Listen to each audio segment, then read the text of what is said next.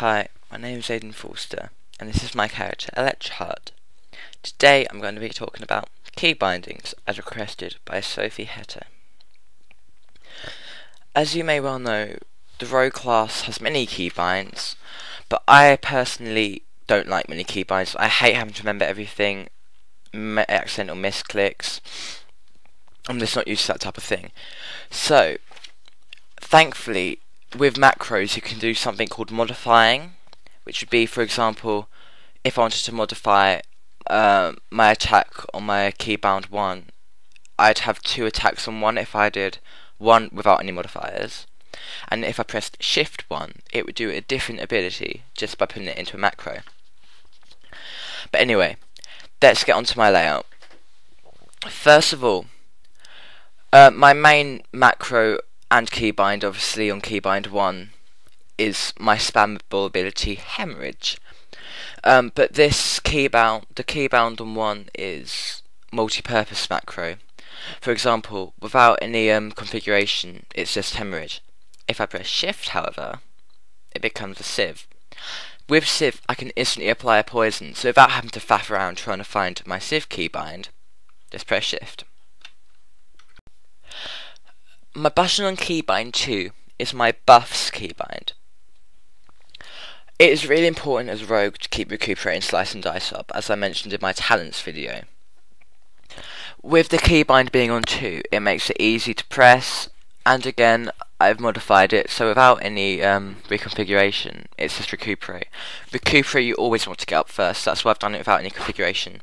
And with shift, voila, slice and dice, 2 buffs in 1. Easy to remember because they're both buffs.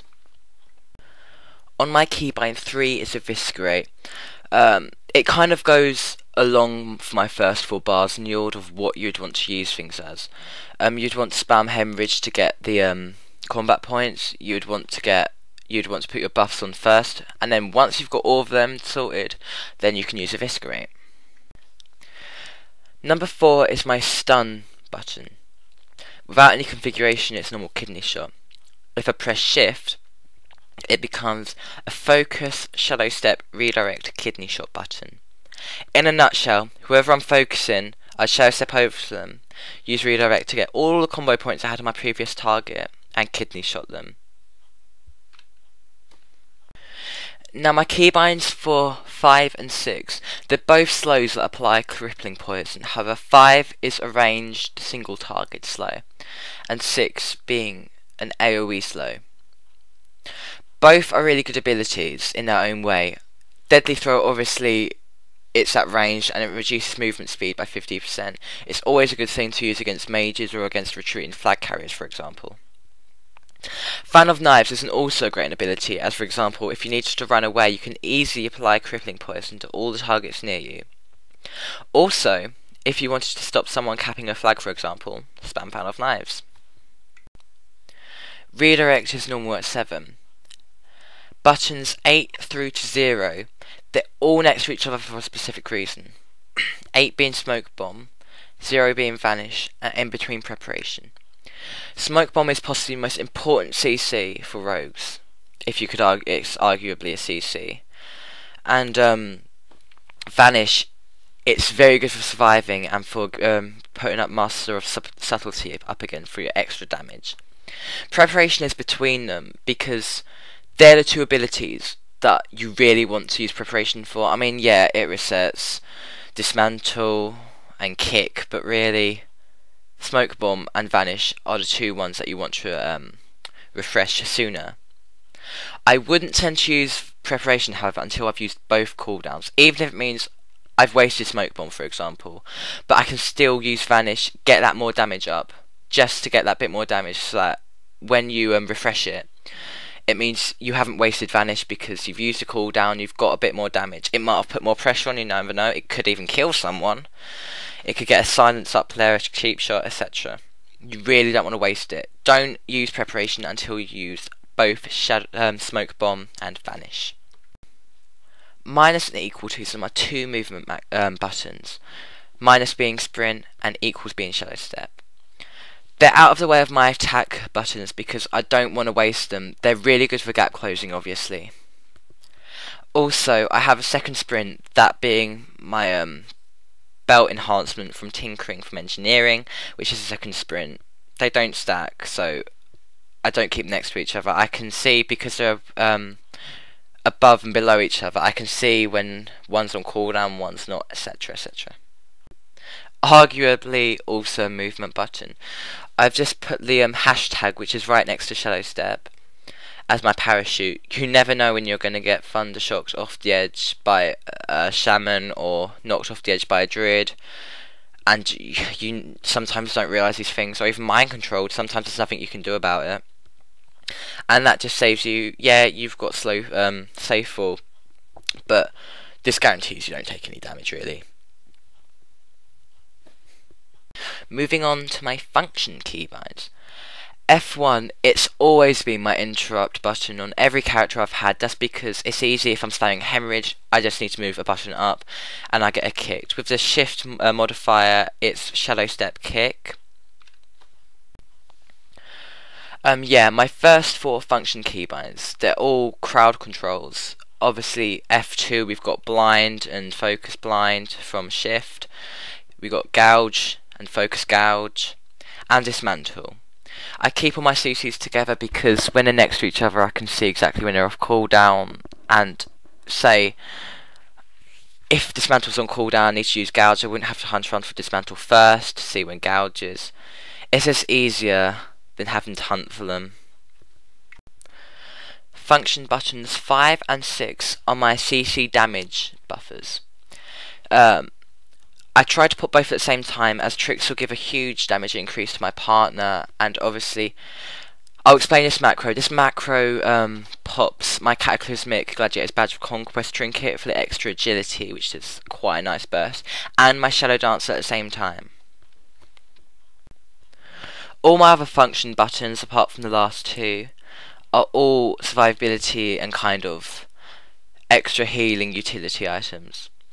F7, I've got a bandage. It's always good if you can stealth away and you need healing, just stealth away, bandage before they come near you. Make sure you move right out of their sight, otherwise they'll interrupt you if they see you. F8, Healthstone. Obviously Healthstone's such a powerful item to use in arena and RPGs alike. F9 and F10 are my 2, I think, most important defensive buttons that I have. Evasion, obviously, it's great against melees, and next to it I have Cloak of Shadows of shift modified combat readiness. I have Cloak of Shadows as non-modified because I think I use Cloak of Shadows more because it's mainly casters. They can run away from you. With melee, you've got evasion still, and you can still disarm them and gouge them and run away, etc, etc.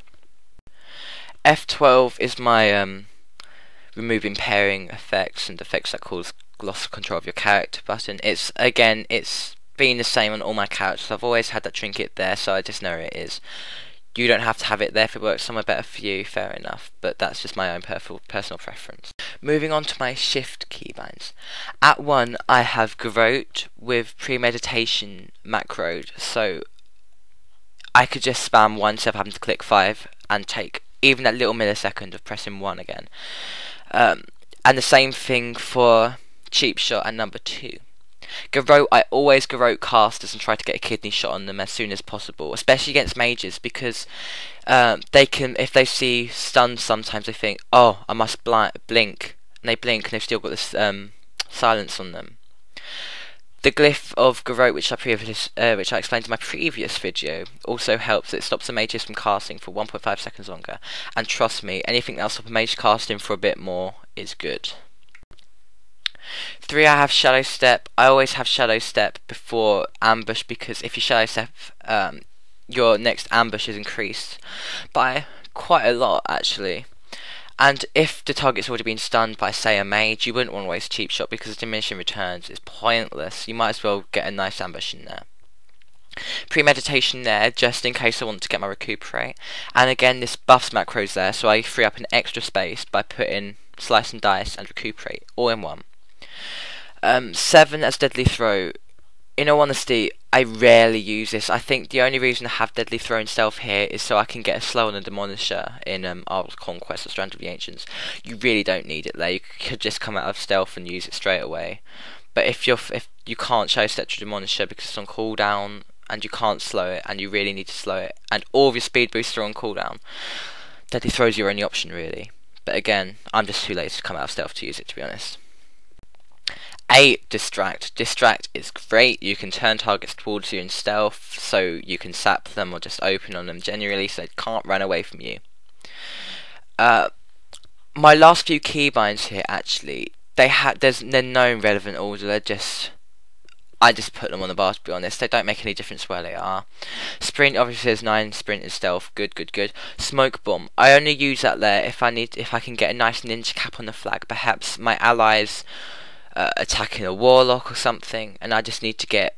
I could cap the flag. Perhaps I'd start with a smoke bomb and go there, start capping the flag, and the warlock will panic, try to get over. By the time he's over, my friend starts seeing him more.